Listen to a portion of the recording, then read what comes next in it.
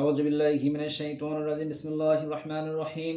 আসসালামু আলাইকুম রাহমাতুল্লাহি ওয়া বারাকাতুহু। প্রিয় মুসল্লি ভাই ও বোনেরা, আমি আজকে আপনাদের সামনে পবিত্র কুরআনুল কারীমের আল বাকারা 153 আয়াতের ইন্নাল্লাহা মাআস সাবিরিন এই আয়াতটির ফজিলত এবং গুরুত্ব বিষয় নিয়ে কথা বলবো।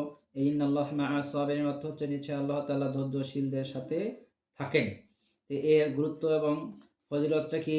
আল্লাহ তাআলার বিশেষ সান্নিধ্য লাভ করা যায়। আল্লাহ তাআলার কঠিন সময়ে মানসিক প্রশান্তি পাওয়া যায় এবং অফুরন্ত সওয়াব ও প্রতিদান পাওয়া যায়। আল্লাহর ভালোবাসা অর্জন করা যায়। ধৈর্যশীলদের আল্লাহ কেবল সাহায্য করেন না, বরং তাদেরকে অনেক ভালোবাসেন এবং এই ধৈর্যশীলতার মাধ্যমে আমাদের চারিত্রিক বৈশিষ্ট্যতা দৃঢ়তা থাকে এবং মানসিক প্রশান্তি আমাদের মধ্যে আমাদের ভেতরে আনয়ন হয়।